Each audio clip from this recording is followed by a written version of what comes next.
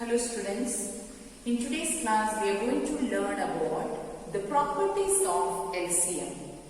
We learned how to find LCM using 3 different methods, and I told you which we are using always, which is most common is the shortest method or the shortcut method. That is the last method which we learned.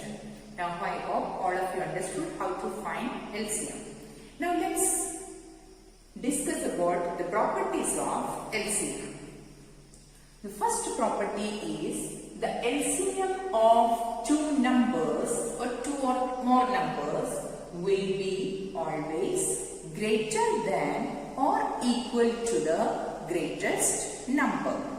The LCM of two or more numbers will be always greater than all the numbers or the greatest among those numbers. For example, when we found out the LCM of 16 and 48, it was taking the LCM, it was taking the place of, the LCM was the dividend, it was taking the place of dividend, and it was, that number was divisible by all the given numbers which were given to you.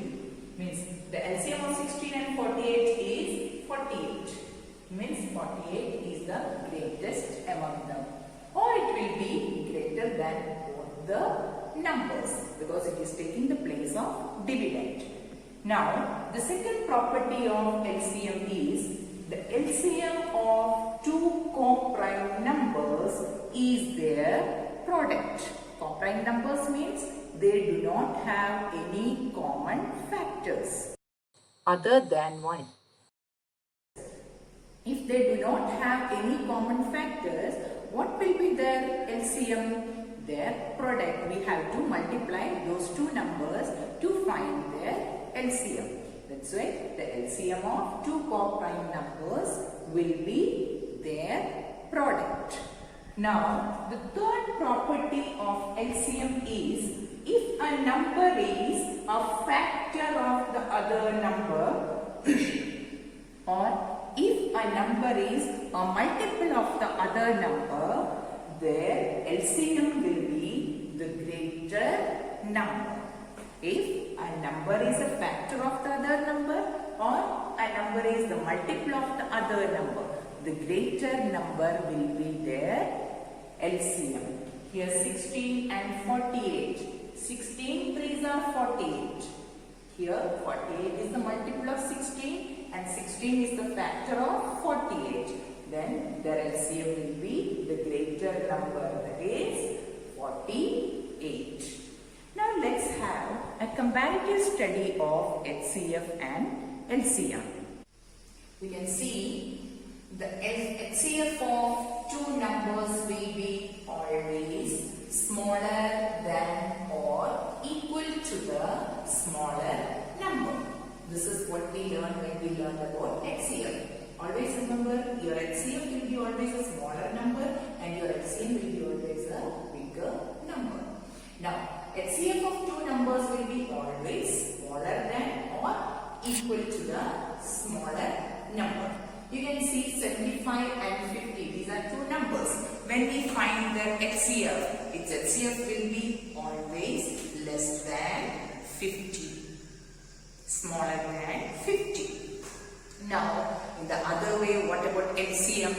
The LCM of two or more numbers will be always greater than or equal to the greater number. The LCM of 75 and 50 will be always greater than 75.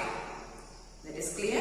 HCF will be the smaller numbers and LCM will be the bigger numbers. Now, second point.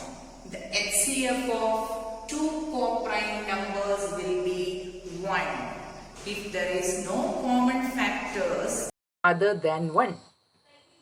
For any two numbers, they are called co-prime numbers, and in those cases, their HCF will be 1, and what will be their LCM? LCM will be their product. For finding the LCM, we have to multiply those two numbers if they do not have any common If a number is a factor of the other number, their HCF will be the smaller number. If a number is a factor of the other number, or if a number is the multiple of the other number, which will be the LCM? The smaller number will be the LCM, and smaller number will be the HCF, and what will be LCM? The bigger number will be the LCM. 16 and 48, we saw that time. 16 and 48. 16 threes are 48. Here 16 is the factor of 48. Then 16, the smaller number, 16 will be their HCF, and 48, the bigger number, will be their LCM. And one more point is always keep it in your mind. And HCF takes the place of the divisor, and LCM takes the place of the dividend. We can divide the given numbers using its HCF without leaving a remainder, and we can divide LCM using the given numbers without leaving a remainder.